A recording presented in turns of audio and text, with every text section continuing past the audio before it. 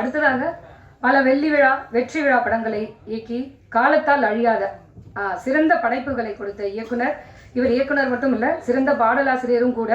இயக்குனர் சங்க தலைவர் திரு ஆர்.வி. உதயகுமார் அவர்களை பேச அன்போடு அழைக்கிறோம்.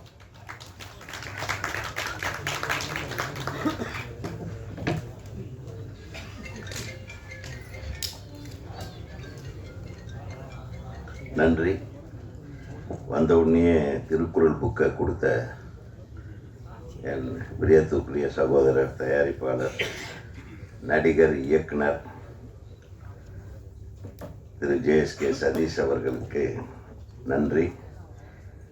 அது திறந்த உடனே எனக்கு ஒரு திருக்குறள் எனக்கு பிடிச்சது. அருமை உடைத்தன்று அசாவாமை வேண்டும், பெருமை முயற்சி தரும்.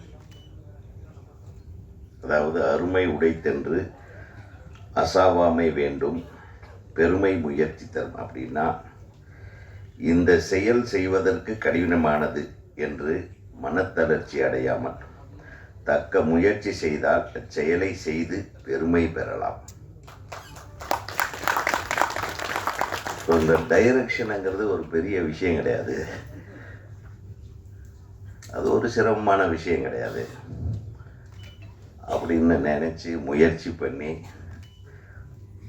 ஒரு 7-8 படம் மிகச்சிறந்த தயாரிப்பாளராக, நிறைய விருதுகளை வாங்கிய படங்களின் தயாரிப்பாளராக இருந்தால் மட்டும் பத்தாது, நான் ஒரு டைரக்டராகவும் ப்ரூவ் பண்ணோம் அப்படின்னு நினச்சி களத்தில் இறங்கி மனம் தளராமல் உழைத்து இந்த அளவுக்கு பார்த்த உடனே இங்கே அப்படியே டெம்பரேச்சர் லெவல் ரைஸ் ஆகிற அளவுக்கு உள்ள புழுக்கமாக இருக்கு. ஒரே படத்தில் ஃபயர் பண்ணி விட்டு எல்லாத்தையும் அப்படியே அடுத்தது என்ன, அடுத்தது இந்த சீனோட அடுத்த ஷாட் என்ன, அதுக்குள்ளே வெட்டி விட்டாரே அப்படின்ற மாதிரி டென்ஷன் இருக்கு. நல்லா தானே அதான் நீ தான் கற்றுந்தா. ஸோ இந்த ஒன்ஸ் மோர் கேட்கக்கூடிய, அதுவும் பத்திரிகையாளர்கள் ஒன்ஸ் மோர் கேட்கக்கூடிய அளவுக்கு ஒரு, நம்மளும் மனசுக்குள்ளே இன்னொரு தடவை பார்க்கலான்னு தான் இருந்தது. அது முன்னாடி ரோவில் நம்ம, பின்னாடி ரோவில் அந்த ஃபயர்களுக்கு உண்டான மலர்கள் யார் யார் கொளுத்தி போட்டாங்களோ அவங்க எல்லாம் உட்காந்துருக்காங்க. ஒரு மிகச்சிறப்பான முயற்சியை எடுத்திருக்கும் ஜே.எஸ்.கே. சதீஷ் அவர்களுக்கு என்னுடைய மனமார்ந்த வாழ்த்துக்களை. தமிழ்நாடு திரைப்பட இயக்குனர் சங்க உறுப்பினராக அப்ளிகேஷன் வாங்க போகிற அவருக்கு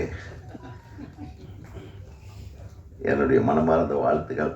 ஏன்னா தயாரிப்பாளர் சங்கத்தில் கூட ஒரு ஆக்டிவ் மெம்பராக, நடப்பு தயாரிப்பாளர் சங்கத்தில் அவர் செயல்பட்டுருக்காரு. அவரை பற்றி குறிப்பிடும்போது தம்பி சொன்னார், ரொம்ப ஆச்சரியமான ஆள். அவர் கவிஞர் சொன்னார், ஒவ்வொரு விஷயத்தை அவருக்கு தெரியும், யாரை எங்கே டச் பண்ணால் என்ன செய்ய முடியும், என்ன கிடைக்கும்னு அப்பப்போ எல்லாத்தையும் டச் பண்ணவர் தான் அவர். அதனால் அவருக்கு தெரியும். இன்னொரு விஷயத்தை விட்டீங்க, அவர் அரசியல்னு இருக்கிறார். கரெக்டா? பத்திரிகை ஆசிரியர்.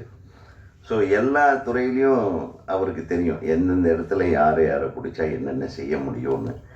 நிச்சயமாக அது தப்பு செய்கிறதுக்காக இல்லை, தன்னை வளர்த்து கொள்வதற்காக, தன்னுடைய ஆர்வத்தை தன்னுடைய படைப்புகளில் கொண்டு வருவதற்காக, அதற்குண்டான அங்கீகாரத்தை பெறுவதற்காக, அதற்குண்டான வெற்றியை அடைவதற்காக நம்ம எப்படி வேணாலும் பயணிக்கலாம். மிகச்சிறந்த ஒரு பாதையை தேர்ந்தெடுத்து அது இன்னைக்கு வரையில் அவர் எல்லா துறைகளிலும் வெற்றி அடைந்து விட்டார் என்றே சொல்லலாம். இயக்குனர் துறைக்கு அவர் அடியெடுத்து வைத்திருக்கிற இந்த வேலை அற்புதமான வேலை. ஏன்னா நிறைய டைரக்டருக்கு இப்போ நடிக்க ஆரம்பிச்சிட்டாங்க, நிறைய தயாரிப்பாளர்களும் இப்போ நடிக்க ஆரம்பிச்சிட்டாங்க, நிறைய நடிகர்கள் இப்போ டைரக்டும் பண்ண ஆரம்பிச்சிட்டாங்க. யார் வேணாலும் என்ன வேணாலும் பண்ணலாம். அந்த மாதிரி ஒரு சூழ்நிலை இப்போ நிலவரதுக்கு 2 காரணம். சினிமா இண்டஸ்ட்ரி முதல்லலாம் மிக சூப்பராக இருந்தது அப்படின்னு சொல்லுவோம். இப்போ நம்ம எப்பவுமே நம்மளாம் நம்மளை ஓல்டு ஸ்கூலில் சேர்த்துட்டார். இப்போ பேசும்போதே சொல்லிட்டார், அதாவது அந்த காலத்து தயாரிப்பு நடிகர் பாண்டியராஜன் சார். நம்மளெல்லாம் சினிமாவுக்கு வயசே கிடையாதுங்க. சினிமா என்றைக்குமே சினிமா தான். ஆரம்பத்துலேருந்து இன்றைக்கி வரைக்கும் சினிமா என்பது சினிமா தான். சினிமாவுக்கு வயசே கிடையாது. கிட்டத்தட்ட ஒரு 40 வருஷம் இருக்குமா சிவா, நம்ம 2 பேரும் ஒன்றா வந்தோம் சினிமாவுக்கு. கோபிச்செட்டிப்பாளையத்துலேருந்து அவர் வர்றாரு, நானும் வர்றோம். எங்களுக்கு சினிமா தான் மூச்சு, சினிமா தான் வாழ்க்கை, சினிமாவை தான் எல்லாமே. சினிமாவை தவிர வேறு எந்த வேலைக்கு செஞ்சாலும் நமக்கு 5 பைசாக்கு பிரயோஜனப்படாது. ஒரு பெட்டி கடை வைக்கிறது கூட லாய்க்கு இல்லாதவன் தான் இந்த சினிமா துறையில் இருக்கிறவன். உண்மையிலும் வியாபாரிகளாக இருக்க முடியாது. பாருங்கள், வியாபாரம் ஒழுக்கமாக பண்ணிகிட்டு இருந்தவர் டைரக்டர் ஆகிருக்காருன்னா பாருங்கள், கலையுடைய டைரக்டர் ஆகிட்டுன்னா வியாபாரி ஆக முடியாது. அது பெரிய சிக்கலான விஷயம். எனக்கு தெரிய ஒவ்வொரு படம் எடுக்கும்போதும் ஒரு டைரக்டரை எந்த விதத்துலேயும் துன்பப்படுத்தாமல் டைரக்டருக்கு என்னென்ன வேணுமோ அதெல்லாம் செஞ்சு கொடுத்த தயாரிப்பாளரில் ஒருத்தர் தான் சிவா. உண்மையில நான் பெருமைக்காக சொல்கிறேன்னா, சிவா மாதிரி ஒரு மிகச்சிறந்த தயாரிப்பாளர்கள் இன்னைக்கு வெற்றிக்காக உழைத்து கொண்டிருக்கிறார்கள் என்பதுதான் எனக்கு வருத்தமான விஷயம். எத்தனை பேருக்கு அவங்க வந்து முன்னணியில் அவங்க வெற்றி படிகளில் ஏறிக்கொண்டிருக்கிற நடிகர்களை எல்லாம் உச்சத்துக்கு கொண்டு போய் விட்டவர்கள் அவர் ஒருத்தர். இந்த திரையுலகத்தில் குறிப்பாக மறந்து போகிற ஒரு விஷயம் என்னது, இந்த நன்றி என்றது.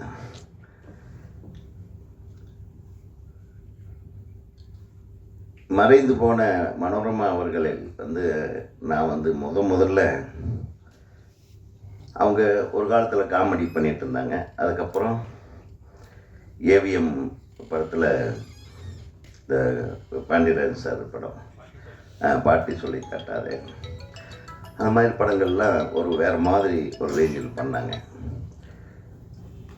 கிழக்கு வாசல் படம் பண்ணும்போது தியாகராஜன் சார் சொன்னார், இந்த அம்மா கேரக்டருக்கு வேற ஒரு மேடம் பேரை சொல்லி அவங்க பேரை சொன்னாங்க.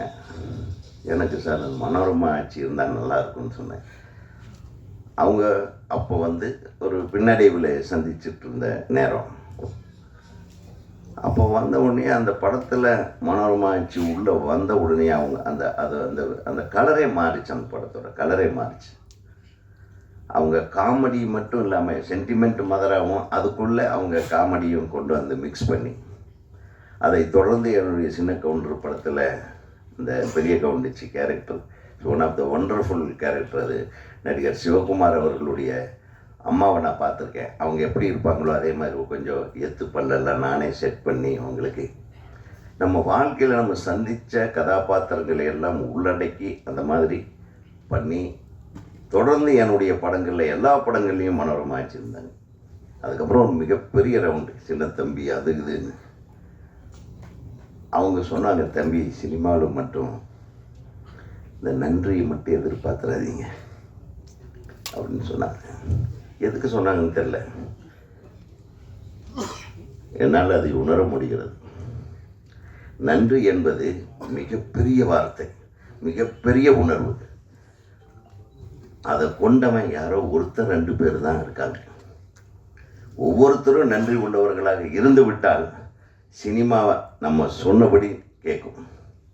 சினிமா உலகம் தான் நம்பர் 1 உலகமாக இருக்கும். இது ஒரே ஒரு விஷயந்தான். இதை வந்து நான் சொல்லிக்கிறேன். இன்றைக்கி சதீஷ் அவர்களுடைய இயக்கத்தை பற்றியோ அவர் எனக்கு இது பண்ணார் அது பண்ணாருன்னு இது நான் 40-20 வருஷம் நான் பயணிச்சிருக்கிறேன். என் தம்பி சொன்னார். இதெல்லாம் சந்தோஷமான விஷயந்தான். கடைசி வரையிலும் இந்த நன்றி உணர்வை நம்ம மறக்காமல் இருந்தால் அவரோடு சேர்ந்து நம்மளும் வளரலாம் அப்படின்றத நான் சொல்லிக்கிறேன்.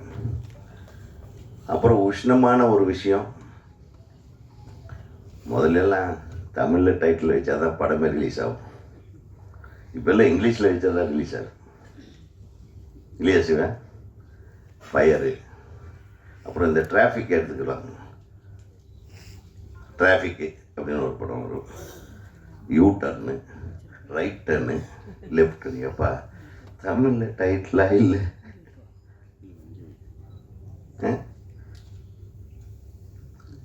தமிழில் டைட்டில் வச்சுருந்துருக்கலான்றது என்னுடைய பணிவான வேண்டுகோள். பட் இருந்தாலும் இந்த ஃபயருங்கிறது உங்களுக்கு உங்கள் கதைக்கு பொருத்தமான பெயராக இருக்கலாம். அந்த தம்பி, அவர் பேர் என்ன, நம்ம ஹீரோ, அவர் தனியாக கத்திக்கிட்டு இருந்தார். இப்போ ஒவ்வொருத்தருக்கும் அது எவ்வளவு ஒரு தன் படத்தை வந்து முன்னிறுத்துவதற்காக படம் முடிஞ்ச கடைசிலையும் உழைக்கிற ஒரே ஹீரோ அவர் தான். இந்த எல்லா ஹீரோக்களும் இந்த மாதிரி இருக்கும். அதே மாதிரி சாட்சி அகர்வால், சாந்தினி, காயத்ரி, அப்புறம் அனு, அப்புறம் அவங்க பயங்கர டெம்டிங்காக இருந்தது Rakshitha. She was more attractive in cereals. அப்போல்லாம் ரொம்ப சீரியல் புகழ் நல்லா பண்ணி இந்த மாதிரி கதாபாத்திரத்தை அவங்க ஏற்று நடிக்க ஒத்துக்கிட்டதே பெரிய விஷயம் தான் நினைக்கிறேன். அது தம்பியோட ஃபயர் இருக்கே. டைரக்டரை வாங்க டைரக்டர், இந்த ஃபயரெல்லாம் தனியாக வச்சுட்டு இருந்திருப்பார் போட்டுருக்கு சிவா. ஏதாச்சும் காட்டியிருக்கார வெளியே? முதல் படமே நம்ம அப்படின்ட்டு நம்ம பார்க்குற மாதிரியே எடுத்திருக்காரு. எவ்வளவு நல்ல தேசிய விருதுகளை பெற்ற படத்தை எடுத்துவிட்டு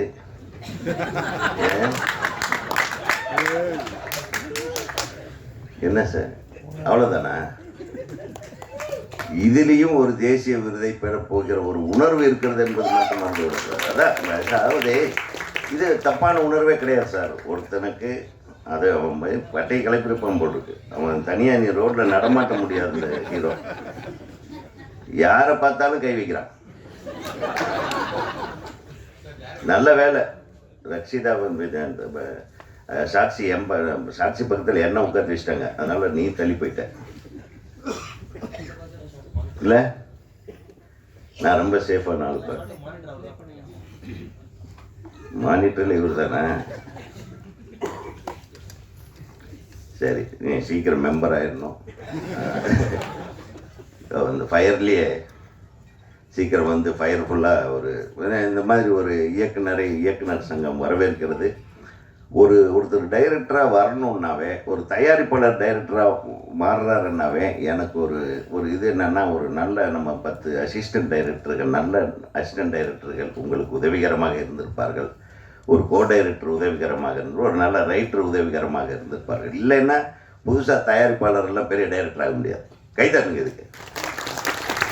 ஆக எங்கள் இயக்குனர் சங்கத்தின் சப்போர்ட் இல்லாமல் நீங்கள் ஒரு சிறப்பான படத்தை இயக்கியிருக்க முடியாது.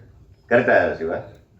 ஆக உங்களுடைய நம்ம திரைப்பட இயக்குநர்கள் சங்கத்தின் சார்பாக உங்கள் கோ டைரக்டர், இணை துணை இயக்குநர்கள் அனைவருக்கும் எனது மனமார்ந்த வாழ்த்துக்களை தெரிவித்துக் கொள்கிறேன். மியூசிக்கை பற்றி பேசணும். எங்கே மியூசிக் டைரக்டர்? ஆமாம், பின்னிட்டார். இன்னும் வேறு வித்தைகள்லாம் பண்ணியிருப்பீங்க. அந்த நெருக்கமான காட்சிகளுக்கு தகுந்த மாதிரி ஒரு மாதிரி ஹாண்டிங் இதில் போட்டிருக்கீங்களா? ஓகே, ஒரு நிறைய ஃபீலிங் வச்சுருக்காரு. பெரிய கூட்டமாக இருக்கும் போல் இருக்குப்பா. இப்படியெல்லாம் ஒரு சரி, வாழ்த்துக்கள். ரொம்ப பிரமாதமாக அந்த பாட்டு சரி, அந்த ரீரெக்கார்டிங் ஸ்டைல்லையே தெரிஞ்சது இந்த what you wanted to convey. அந்த டைரக்டர் இன்னும் வந்து கரெக்டாக புரிஞ்சிட்டிங்கன்னு நினைக்கிறேன். டைரக்டரோட ஃபயரை எல்லோரும் ஒரு மார்க்கமாக தெரியுங்க போல் இருக்கு. ஆமாம், இவங்களெல்லாம் வெளியே போகும்போது கொஞ்சம் ஜாக்கிரதையாக தான் பார்க்கணும். அப்படி ஒரு மிரட்டலான ஒரு படத்தை, ஆனால் நல்லா இருக்கு. ஒரு காம்பினேஷன் அதில் நடிச்சிருக்கிற அனைத்து, அது நம்ம இவர் வந்திருக்காரு, நம்ம காமெடி வில்லன் சிங்கம்புலி காட்டினோன்னு எனக்கு இப்போ நிறைய தோணுச்சு. ஸோ இதில் நிறைய திருப்பங்கள் இருக்கும். Wish you all the best. இந்த திரைப்படத்திலே முக்கிய கதாபாத்திரத்தில் நடித்துக்கொண்ட அத்தனை நடிகர் நடிகைகளுக்கும் எனது மனமார்ந்த வாழ்த்துக்கள். தொழில்நுட்ப கலைஞர்கள், ரைட்டர்ஸ், ஒளிப்பதிவாளர் நல்லா பண்ணியிருந்தார், அவருக்கும் என்னுடைய வாழ்த்துக்கள். தொடர்ந்து இந்த மாதிரி படங்களை எடுங்க. எங்கள் உதவி இயக்குநர்களுக்கு வாய்ப்பு கொடுங்க. எங்களுடைய கலைஞர்களை தொடர்ந்து பயன்படுத்துங்க. அது மட்டும் இல்லை, சரியான நேரம் பார்த்து இந்த படத்தை ரிலீஸ் பண்ணுங்க. நைட் ஷோவாக போடுங்க.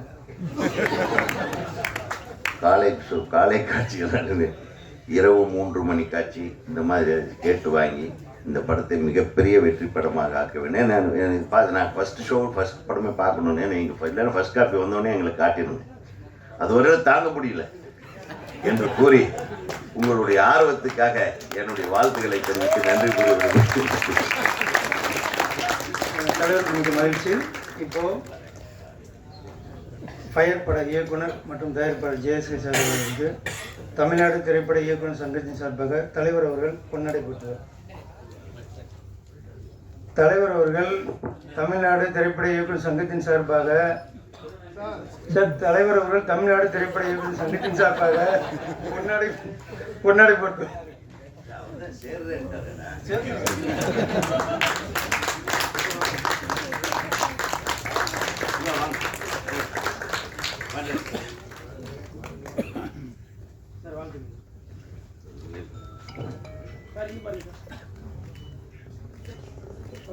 நாளைக்கு செக் அனுப்பிடுங்க.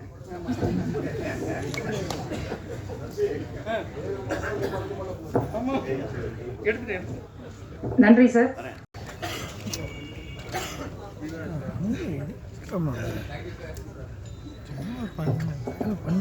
இப்ப பேச வரப்போறவர் கேஜிஎஃப் இந்த படத்துல அம்மா பாடலை எழுதினவர். இவர் வந்து அந்த பாட்டை சூப்பர் டூப்பர் ஹிட் கொடுத்தாரு. ஜேஎஸ்கே தயாரிப்பு நிறுவனம் மூலமா தான் இவர் முதல் பாடலாசிரியரா அறிமுகமானார். இப்ப நம்ம ஃபயர் படத்தோட நீங்களாம் கல்யாண பாட்டு பாத்தீங்களா, அந்த பாட்டை எழுதினவர் இவர் தான். நம்ம கல்யாணத்துல வந்து இந்த மணமகளே மருமகளே 100 வருஷம் இந்த மாப்பிள்ளை பொண்ணு இந்த பாட்டு மாதிரி கல்யாண வீடுகள்ல இந்த பாட்டும் ஒலிக்கும் அப்படின்னு நினைக்கிறோம். அடுத்ததா நம்ம பாடலாசிரியர் மதுர கவி அவர்களை பேச அழைக்கிறோம். நன்றி. ஜேஎஸ்கே ஃபிலிம் கார்ப்பரேஷன் தயாரிப்பில் ஜேஎஸ்கே சார் இயக்கத்தில் உருவாகியிருக்கும் ஃபயர் திரைப்படத்தின் ஒளிநாடா வெளியீட்டிற்கு வருகை தந்திருக்கும் கலை உலக முன்னோடிகளுக்கும் ஊடகத்துறை பத்திரிகை நண்பர்களுக்கும் அனைத்து ஆர்வலர்களுக்கும் நன்றி. இந்த படம் விளிம்பு நிலை மாதர்களுக்கான விழிப்புணர்வு படம் என்று கருதுகிறேன். இந்த படத்திற்கு ஃபயர் என்று ஜேஎஸ்கே சார் டைட்டில் வைத்திருக்கிறார். உண்மை, அவர் ஒரு பன்முக ஃபயர். அவருக்குள் எத்தனையோ பரிணாமங்களை நாங்கள் காலந்தோறும் பார்த்து கொண்டிருக்கிறோம். நான் ஜேஎஸ்கே சாருடன் ஒரு 28 ஆண்டு கால தொடர் உதவியாளனாக இருப்பதை பெருமையாக கருதுகிறேன். அவர் வாழ்க்கையில் எந்த துறையில் கால் பதித்தாலும் என்னை அழைப்பார். அந்த வகையில் சாருடைய இயக்கத்தில் நான் இந்த பாடலை எழுதியதை மிகவும் மகிழ்ச்சியாக கருதுகிறேன். என்னிடம் ஒரு இயக்குனராக அவர் அணுகிய விதம், அப்புறம் இசையமைப்பாளர் டிகே, இருவரும் சேர்ந்து அவர்கள் என்னிடம் வரிகளை வாங்குவதற்காக பல உத்திகளை கையாண்ட விதம், அதில் வந்து ஒரு இயக்குனருக்கு தேவையான இலக்கிய ரசனை மேம்பட்டதை நான் நினைத்து மெய் சிலிர்த்தேன். ஏன்னா ஒவ்வொரு அங்கலமாக நான் பல காலமாக ஜேஎஸ்கே சாரை எல்லா ஆங்கிள்லையும் ஒரு நுண்ணறிவு கருத்தியல் ரீதியாக அவரை நான் பார்ப்பேன். அவர் முன்னாடி ஏதாவது பேச போய் யார் ஜெயிப்பாங்களா தோப்பாங்களாங்கிறதெல்லாம் மிகப்பெரிய ஒரு யுத்தமாக இருக்கும். அவர்கிட்ட வந்து ஒரு சில விஷயங்களில் பாராட்டு வாங்குறது கூட பெரிய விஷயம். நான் இந்த பாடலை எழுதி முடிக்கும் போது உண்மையிலேயே சார் வந்து என்னை ஒரு தடவை பாராட்டினார். அதுக்கு வந்து சாருக்கு நான் நன்றி சொல்கிறேன். இந்த பாடல் வந்து ஒரு பட்டி தொட்டி எல்லாருமே ஒரு திருமணத்திற்கு அது ஒரு வரவேற்புக்குரிய பாடலாக அமையணும் அப்படின்னு சார் ஆசைப்பட்டார். அது முடிஞ்ச அளவுக்கு சாருடைய அந்த இதை பூர்த்தி செஞ்சுருக்கேன்னு நம்புகிறேன். இசையமைப்பாளருக்கும் வசனகர்த்தாவுக்கும் இதில் பங்கு பெற்ற தொழில்நுட்ப கலைஞர்களுக்கும் அனைவருக்குமே நான் வந்து மீண்டும் நன்றியை சொல்கிறேன். அதே நேரம் இந்த விழா மேடை மிகப்பெரிய நிறைவான மேடையாக இருக்கிறதுக்கு காரணமே அந்த ஆண்பாவம் பாண்டியராஜன் சாரும் அந்த உதயகுமார் சார் தான். ஏன்னா தமிழ் சினிமா இன்னைக்கு இருக்கிற சூழலில் மீண்டும் அந்த பொற்காலம் தோன்றணும்னு நான் வந்து அவங்கள பார்த்து கேட்டுக்கிறேன். ஏன்னா இன்னைக்கு வரைக்கும் வந்து நம்மளை வந்து மெய்சிலிருக்க வைக்கக்கூடிய படைப்பாளிகள் அவங்க இந்த விழாவில் வந்து ஜேஎஸ்கே சாரை ஒரு இயக்குனராக அவரை அங்கீகரிக்கிறத நினைச்சு நான் பெருமையாக நினைக்கிறேன். அனைவருக்கும் நன்றி. நன்றி சார். இவர் மென்மையான வரிகளுக்கு சொந்தக்காரர். நம்ம ஃபயர் படத்தோட மழை அந்த பாடலை எழுதியவர் ரா அவர்களை அன்போடு பேச அழைக்கிறோம்.